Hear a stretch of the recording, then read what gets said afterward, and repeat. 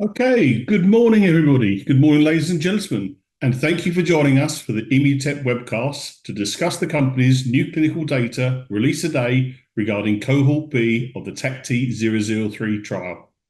My name is Paul Sanger, and I'll be your moderator today. The format today will be a presentation delivered by Immutep, and at the end, we will open the call for analyst questions. I will also relay any other questions received via email prior to this call. Let's get started. I would now like to hand over the call to Marc, Immutep's CEO, to start the presentation. Marc, please go ahead. Yeah, thank you, Paul, and welcome everyone. And we appreciate that you are taking the time again. We are excited to provide this update on TACTI-003, cohort B, on the heels of the oral presentation earlier today at the ESMO virtual plenary session.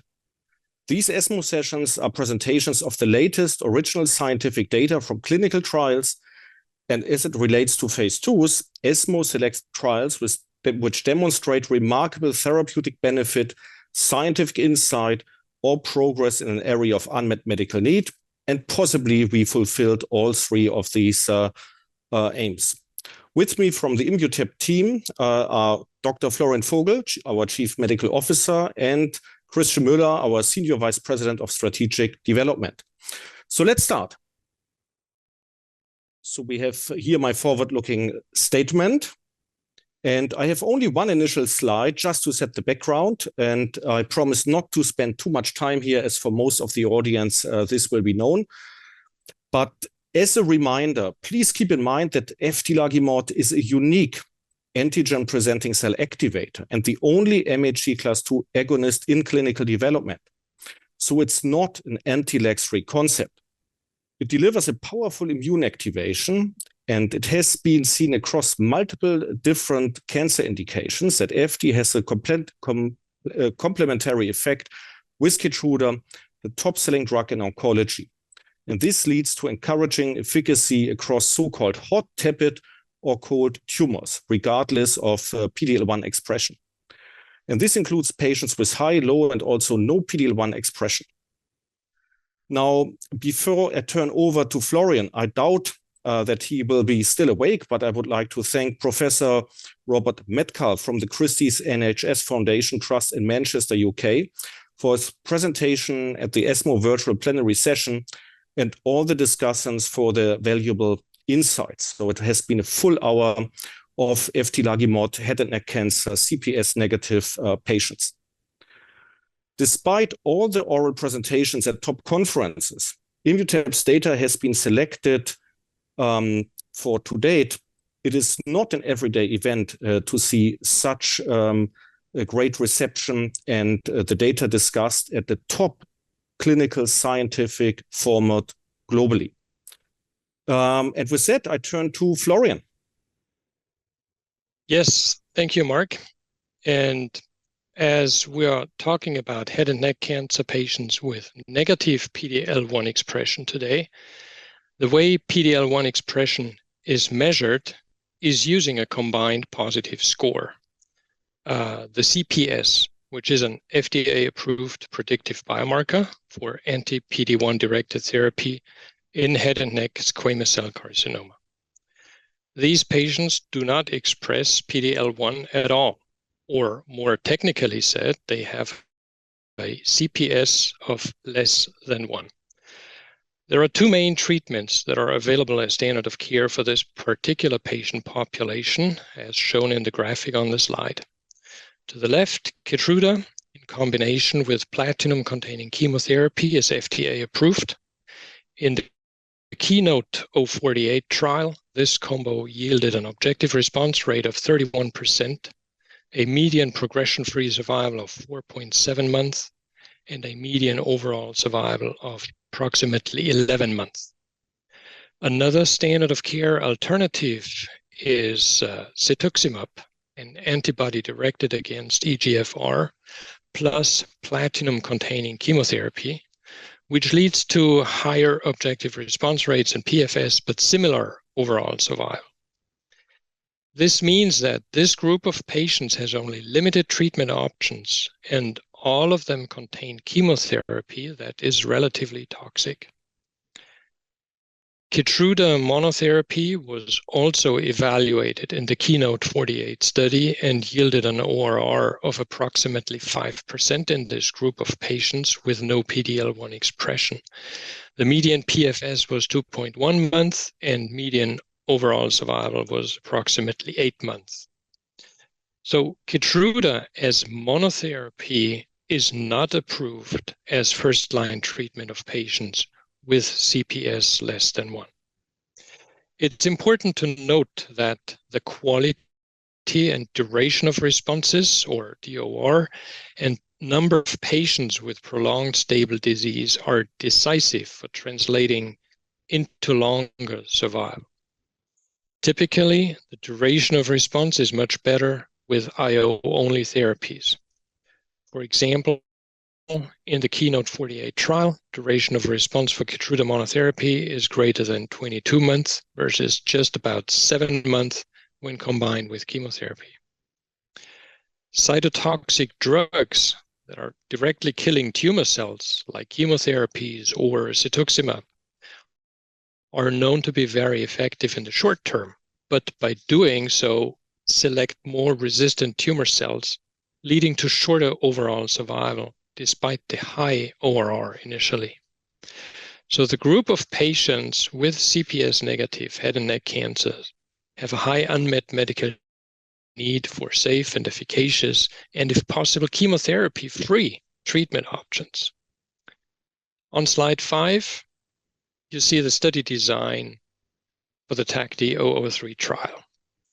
TACTI-003 is a multicenter randomized phase 2b trial with 2 cohorts.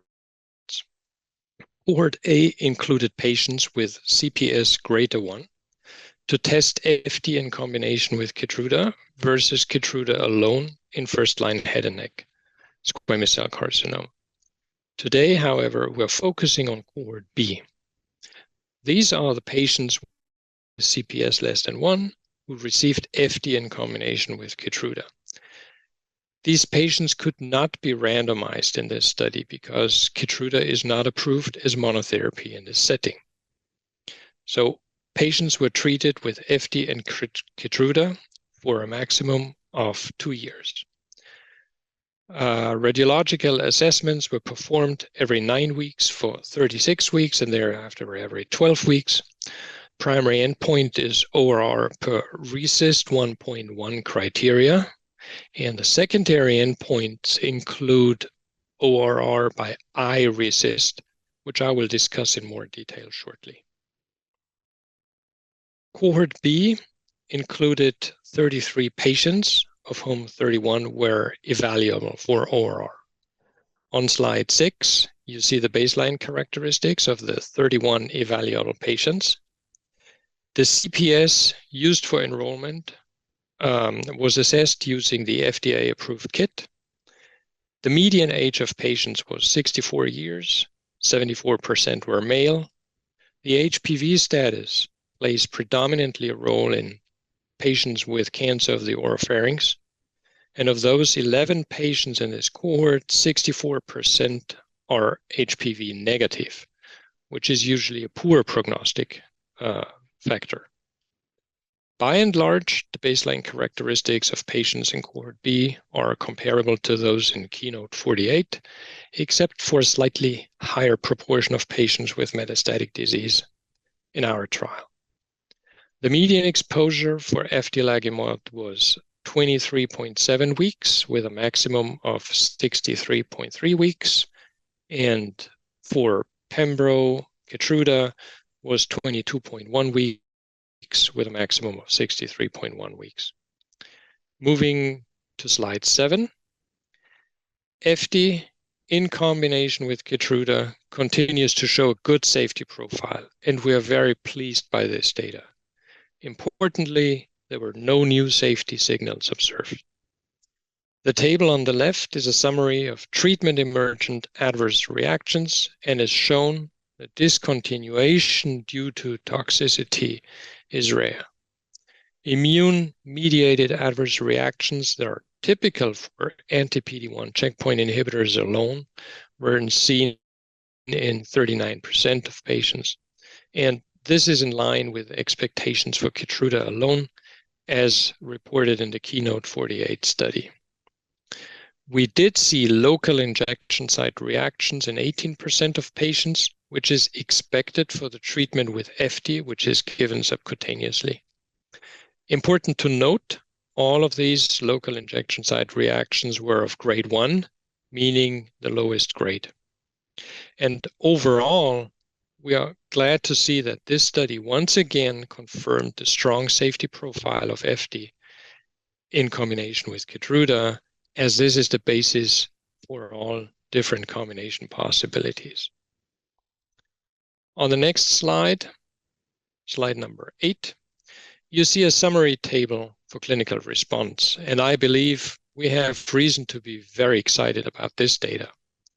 On the left side, under RECIST 1.1, you can see 3 patients who achieved a complete response and 8 patients who achieved a partial response. This leads to an objective response rate of 35.5% in evaluable patients per RECIST 1.1. This is the primary endpoint of the study. Additionally, 22.7% of patients had stable disease, meaning their cancer neither increased nor decreased within certain defined thresholds, which is a clear clinical benefit. Combining the responders and the patients with stable disease leads to a disease control rate, or DCR, of 58.1%. Of note, this ORR and DCR are among the highest, if not the highest, recorded for a chemo-free approach in first-line head and neck patients with CPS less than 1. Close to 60% of the patients experienced a clinical benefit from the treatment. Now, if we go with iRECIST, which is a secondary endpoint that I mentioned earlier, shown in the right column here, there is an additional patient with a partial response and 1 additional patient with stable disease. Let me take a moment here to explain the difference between the 2 RECISTs. RECIST 1.1 is a standard way to measure the response of a tumor to treatment and typically applies to chemo-containing therapies. With IO treatments, iRECIST, and the letter I stands for immune, is often used for clinical decision-making. With IO treatments, the infiltration of immune cells and resulting inflammation often gives a false appearance of tumor growth on the CT scan. This is known as pseudoprogression. iRECIST accounts for this, and a temporary flare-up would not be counted as disease progression. Instead, a repeat tumor scan after a few weeks would be mandated to confirm that the tumor lesion is really growing. If at the repeat scan, the tumor does not further grow, treatment can continue. And there are cases where patients become responders on the CT scan after the initial flare-up has normalized. Given the combination of 2 IO therapies, iRECIST was applied in TACTI-003 alongside the RECIST 1.1 classification. 2 other points I would like to highlight here are the 10% complete response rate, which compares favorably to anti-PD-1 therapy, and also that responses were observed regardless of HPV status in these patients with no PD-L1 expression. With this, I'll hand it over to Christian to provide more details on the responses we have observed and put it all into perspective. Thank you, Florian, and thanks for this very nice overview. So let's dive a little deeper. On slide 9, you see the waterfall plot many of you have seen before, which illustrates the best change in size of tumor lesions versus baseline, which was measured prior to treatment start. And what you can see here is that 60% of the patients had a shrinking tumor at any given point during the study. As Florian just mentioned, the complete responders, let's take a moment to have a look here and look at the blue bars. You can see 3 patients with a complete response. For 2 of them, the tumor completely disappeared, and the third one in the middle had a lymph node as a target lesion, which apparently cannot disappear completely from the CT scan. That's why it's still visible, and you don't have a reduction of 100%. According to RECIST 1.1, this is obviously still a complete response, as you just see then the normalized lymph node on the scan. And let's also note that despite having deep responses here, there are 2 patients which were not counted for different reasons as responders. There's 1 patient with an asterisk and the red bar on the right side of the figure. This with an asterisk, sorry. This patient counted as PD according to RECIST 1.1. It's quite an interesting case, and I will explain it further on the next slide. The second patient is the 4th bar from the right, shown in gray and with 2 asterisks. And this patient had over 70% shrinkage in target lesions at week 27, yet progression in non-target lesion at the same time, and hence the best overall response for that patient was still a stable disease. Let's move to the next slide, where you can see this very interesting case I promised just a second ago. So let me explain this one patient we have seen on the previous slide with the red bar and the large tumor shrinkage counted as a PD. So this patient had 3 enlarged malignant lymph nodes at baseline and cancer of the oropharyngeal origin and was HPV negative. Although, as you can see here, at week 9, the lymph nodes started to shrink and would have qualified for response, the appearance of a new lesion led to progressive disease according to RECIST 1.1 definitions. The patient stayed on treatment according to the study protocol and iRECIST principles. And in later scans, you can see that the target lesions decrease further. The new lesion, which was seen in week 9, disappears in week 27, and the patient stays on study. And as the patient stays on study, then in week 48, the non-target lesions start to disappear. And so this study is still on treatment for more than 40 months now, and quite an interesting case. And yeah, despite it hasn't been counted as a response in the table, which Florian just presented a second ago. But let's go back after this excursion to the overall patient population. As explained earlier by Florian, durability of responses and stable diseases is quite important for the translation into overall survival later on as data matures. So let's have a look how this trends thus far. On this slide, you see the swimmer plot for the 31 patients of cohort B on the left, and on the right, only the patients with a response according to RECIST 1.1. Let's start with the figure on the left and let me guide you through it.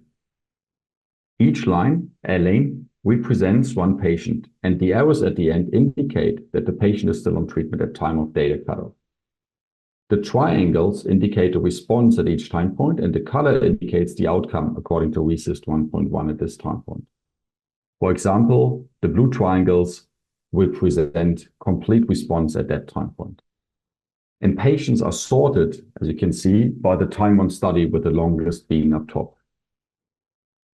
What is important on the figure on the left is that more than 50% of the patients have been on study for 6 or more months, and about 60% are still on study at data cutoff, indicated by the arrows. As the response rate was not 60%, this means that also multiple patients with stable disease have a prolonged stabilization, which is quite remarkable for such an aggressive disease like first-line head and neck. And we may still have in mind that the median PFS was about 2 months for pembrolizumab alone.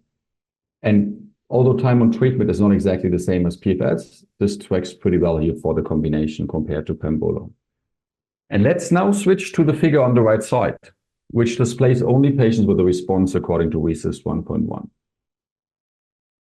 It is important to note that the yellow or the blue triangles occur at the first or second treatment scan, meaning the responses come in fast, which is pretty important for patients as this decreases the burden from the tumor. As you can see, 90% of the responders are still on treatment at 6 months, and 9 of 11 are still ongoing at data cutoff, which makes us hopeful that the duration of the response will be good as expected for IO-only therapies, and what has also been reported by Immutep from the second-line studies. And sorry to stress it again, but this is key for the translation into survival later. With that, I would like to stop with the data itself from the study and move to the benchmarking side of things. How does this compare to what is expected for PD-1 alone and for standard of care? As mentioned earlier, the 35.5% overall response rate is among the highest recorded for an IO approach in first-line head and neck with negative PD-L1 expression. And this compares very favorably to historical control of 5% response rate for Keytruda monotherapy in patients with negative CPS. This is depicted on in the table on the right side and also in the bar.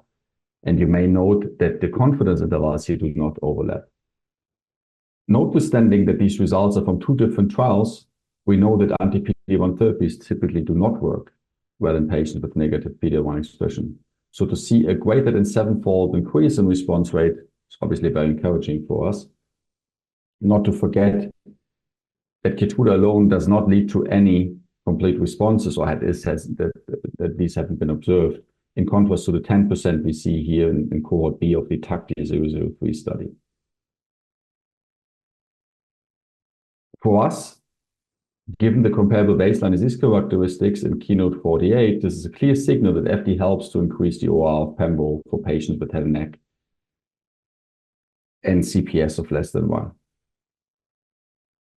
More importantly, the ORRs even in the range of what you would expect for chemo plus pembro or chemo plus cetuximab, which are clearly less tolerable, as Florian just presented, and where the duration of response is in the range of 5 to 7 months. This leaves us very hopeful for the updates to come in terms of PFS and OS. And with that, I would like to hand back to Marc. Marc. Yeah, thank you, Christian. And I believe we saw actually very exciting data and a number of potential advantages of this combination in this patient setting. From the perspective of competition, we have a very, very interesting position here, an area, first of all, with high unmet medical need. Most other approaches that combine with anti-PD-1 therapies like Keytruda have been leaving out this patient population with CPS less than 1, mainly because it's known that anti-PD-1 therapies don't work very well or not at all in this patient population. And on the other hand side, as we learned, all approved combinations contain chemotherapy, which is typically very toxic and especially in such an aggressive disease, not always well tolerated. So overall, the CPS less than 1 patient population accounts for up to 20% of the overall head and neck cancer patient population. And thereof, a number of patients either can't tolerate chemotherapy or they do not want to take chemotherapy. So how will the field solve this medical problem? And who knows, maybe we have an answer for that. And the head and neck cancer market is expected to grow in the future. And it's currently, in terms of US dollar, round about $2.8 billion market in the overall head and neck cancer patient population. And now we plan for important next steps. This data is out. Of course, we will collect data on an ongoing basis. We learned today about the importance of duration of response and its impact on overall survival, so we can be hopeful. And we will, of course, discuss the path forward in head and neck cancer with the regulators. In the US, we have fast-track designation from the FDA. Also, we will certainly involve other stakeholders, also in light of the exciting discussion at the ESMO plenary session. So this is definitely making some waves, and the visibility here is very high. And I expect a number of engaged discussions in the future in order to identify the right way here. On the next slide, we have the outlook. So the first half of the year has passed. We are now in the second half of the year. We have a number of very important milestones ahead. On the one hand side, of course, TACTI-004 in first-line non-small cell lung cancer, the phase 3, INSIGHT-003 in head and neck cancer. Additional data, for instance, from cohort A, will be presented in second half of this year. Also in soft tissue sarcoma and metastatic breast cancer, urothelial carcinoma, data or updates are coming. And we said that mid of this year, we would like to move also our autoimmune asset IMP761 into the clinical development. But I shouldn't take up more time, so I would like to hand back to the moderator, Paul. Thank you, Marc. Okay, we will now open the call for analyst questions. You can click on the raise your hand button at the bottom of your screen to enter the queue. So that every analyst has a chance to ask a question, we request that analysts limit their question to one at a time and rejoin the queue to ask the second question, unless the second question is just a clarifying question. Okay, let's get moving. Our first question comes from Ahu Demir from Landenberg. Ahu, please go ahead. Thank you very much for the informative presentation. Good to see the data. Just curious if you could elaborate on the patient demographics of Part A and Part B. What are the major similarities and differences apart from PD-L1 expressions? Yeah, so obviously, by and large, it's the same patient population. We have with cohort B, maybe baseline characteristics, which in some aspects are staying in the middle. For us, most important in terms of benchmarking and comparison is that overall, of course, with some discrepancies, but overall, this patient population with CPS less than 1 is by and large comparable with the Keynote 48 patient population. This is also something which came up during the ESMO discussion earlier today. Hope that answers your question. Yes, Marc, thank you. I have many other questions, but I'll hop back on the queue. Thanks, Arthur. That's much appreciated. Okay, our second question comes from Joel Beatty from Baird. Joel, over to you. Hi, thanks for taking the question and for this presentation today. Could you discuss the proposed registrational phase 3 design that you'll want to discuss with FDA? Yeah, in general, we would need to identify the right way to move forward as we have fast track designation. This in general enables you for a number of different sweet spots. Phase 3 in general is, of course, something where you should have a robust data fundament. This is why I believe it was very pleasing to see the duration of response, as this is an indicator for a good overall survival.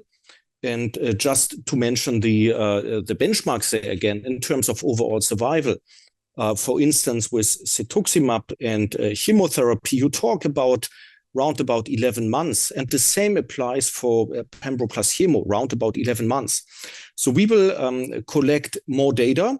We will have discussions with the regulators and other stakeholders. And of course, the path forward, the clinical path forward, and also the different areas of unmet medical need is something which I believe we can address in the not too distant future.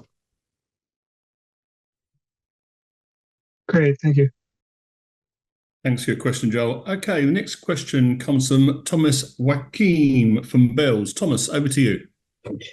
Thank you, and thanks to see this, and congrats to see the start of this morning.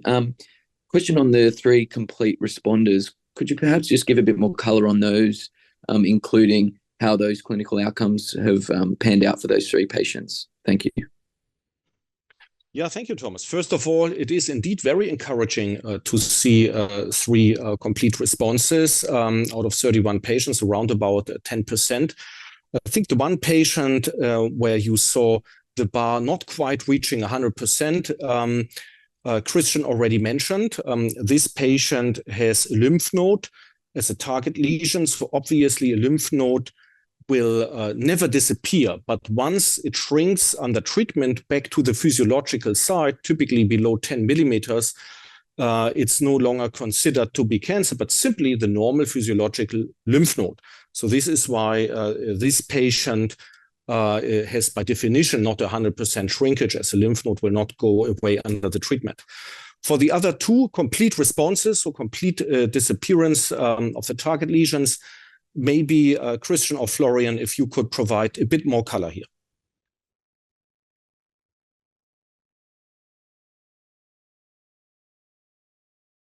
Yeah, thank you. So as you can see on the swimmer's plot, there's one patient on treatment. This is one of the complete responses for a very, very long time and still on treatment. The second complete response is also still on treatment. And then there's a third one which stopped treatment and is not on treatment anymore. So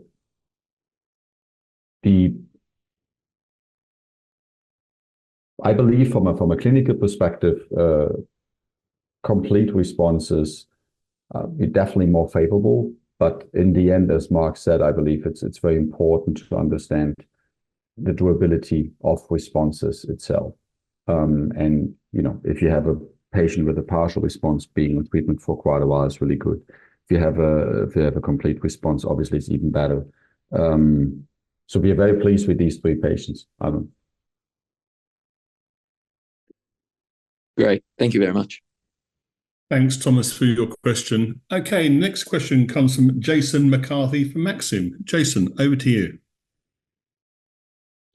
Hi, guys. Thanks for taking the questions. Was just wondering in Keynote for chemo plus pembro, what the CR rate was there. Yeah, thank you, Jason. That's a good question. It is about 3%.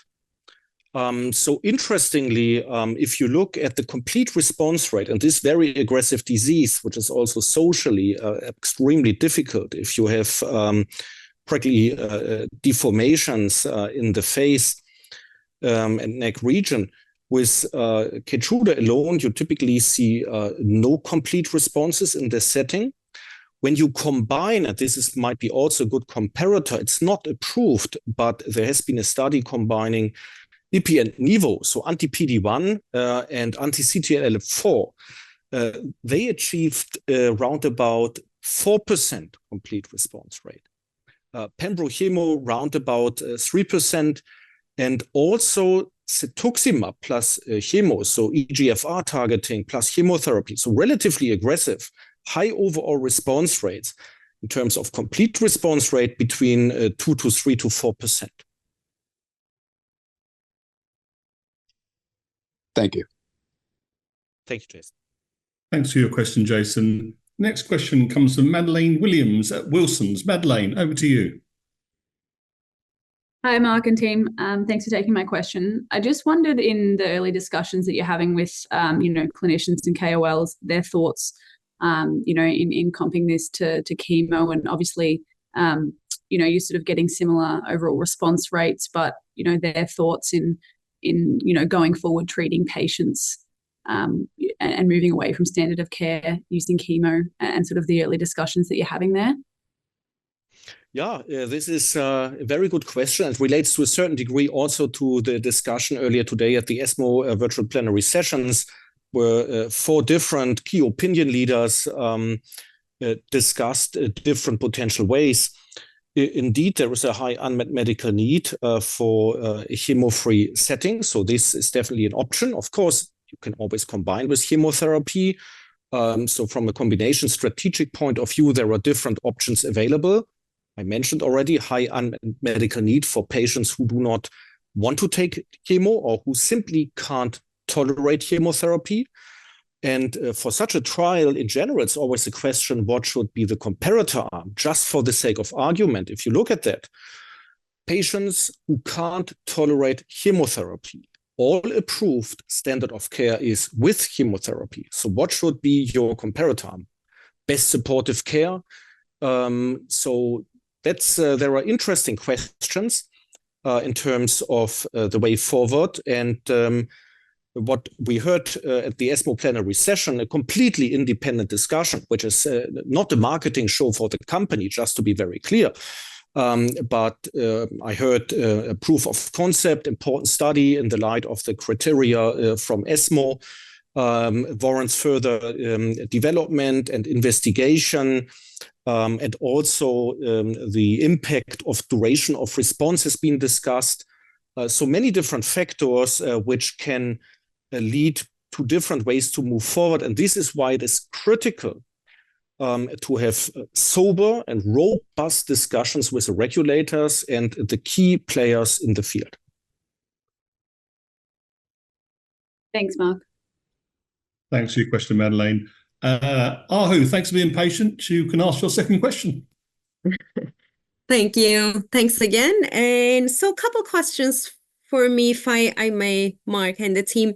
So first one is, when do you think the data will mature for us to see PFS and OS data for Part B as well as Part A? Can you give us a little bit color on the timelines for those data readouts? Yeah, so the chance is there to see that in the remainder of this year. So in the second half, I already mentioned that we are going to, the plan is to present, of course, also cohort A. And then the durability you saw here in cohort B, median has obviously not been reached, gives you already a very good idea how it's tracking. Could be that one needs to wait for duration to reach a median. And in our second line head and neck cancer trial, we didn't actually reach the median. You may need to wait a little bit longer. And I mentioned also that I do believe that overall survival will not come before first half next year, which is maybe a good sign. Please don't forget, and this is also which we mentioned in our last webcast, I believe, that the duration of response and turning into overall survival and the benefit for patients is very critical. And we believe more critical than a super high overall response rate. That always depends on the mechanism of action. So more data to come, cohort A. In any case, in the remainder of this second half of the year, you will learn about it. And overall survival, I believe, will come first half next year. Thank you for that. And I have one follow-up to Thomas's question regarding, not in the line with the CRs, but there were two patients, as Christian pointed out, one PR, one CR with a really high duration of response. Are you looking into these patients? Are there any major biomarkers, T cells, or any other drivers to cause this higher duration of response? That's a very good question. And this relates to the whole data set from this clinical trial. Actually, we continue to collect data. We have not been discussing yet any immune monitoring data. But definitely this will be collected, will be analyzed. So we have quite a lot of work to do in terms of bringing back some of the baseline characteristics, some of the immune monitoring data to the individual patient in order to have a better fundament here. And we did this also in non-small cell lung cancer, for instance, at the SITC presentation in November last year. So we saw exciting overall survival, response rate, and so on and so forth. And we explained it later on then also with the appropriate data related to biomarker work, to immune monitoring work. So the individual patients, and I believe it was also, hopefully it was also interesting to learn about the pseudo-progression and what it means. It did not count into the overall response rate according to RECIST 1.1, but it was a medical benefit. So the complexity is definitely there.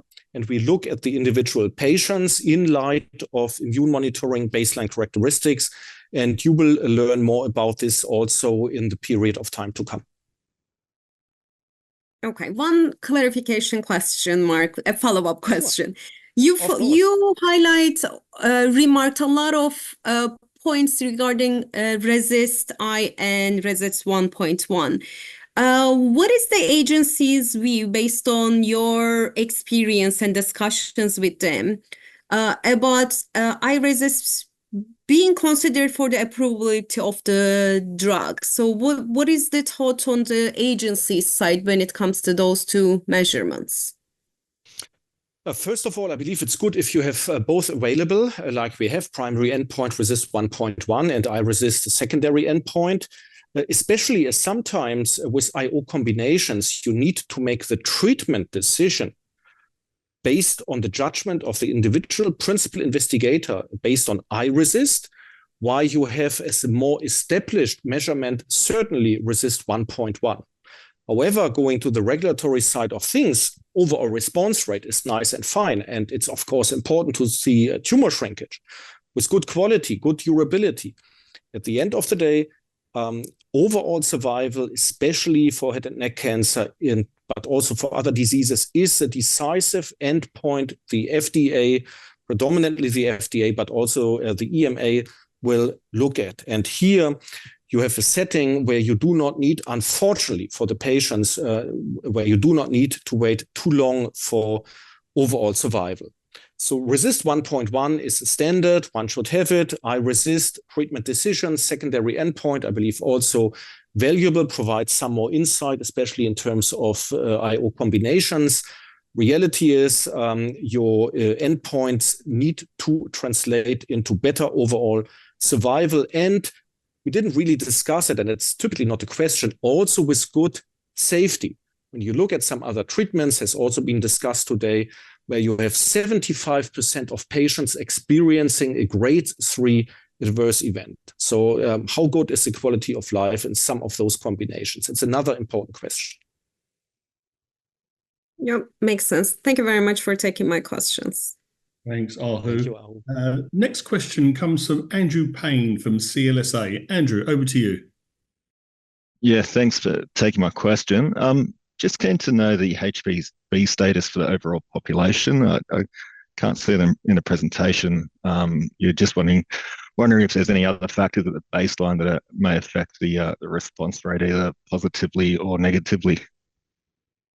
Yeah, also a good question. If you look at HPV status, and this is something which we have been asked individually, let's say, in general, the relevance of the HPV status. First of all, it's important to note that in oropharynx cancer, so we have 4 different primary tumor sites, oral cavity, for instance, larynx.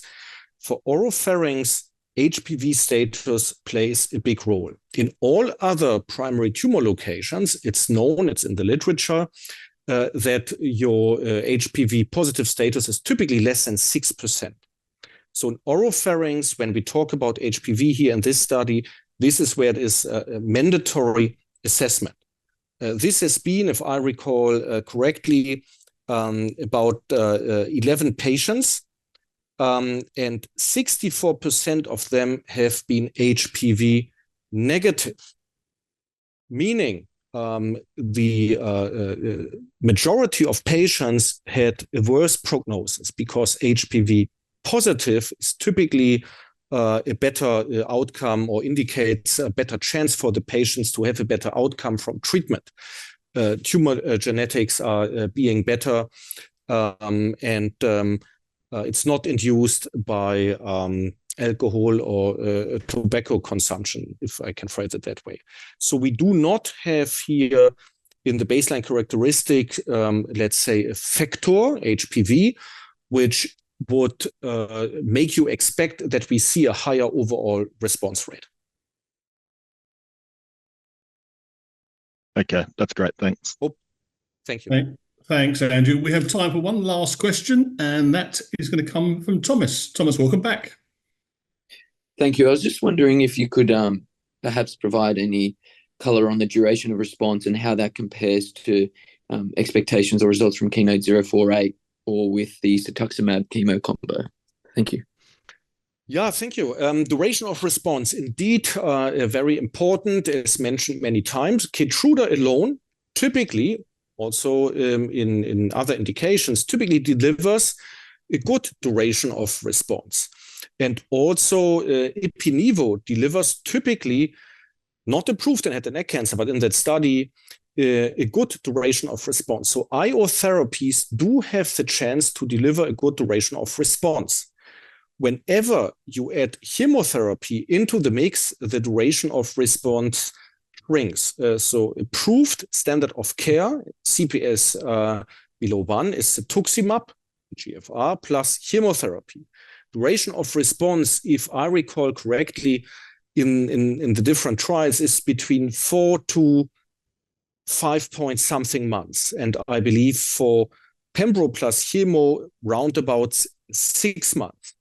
With Pembro mono, you can see actually 20 months or more. So with chemotherapy, limited duration of response, unfortunately, so you see more overall response rate. I mentioned cetuximab, there you see actually close to 50% overall response rate.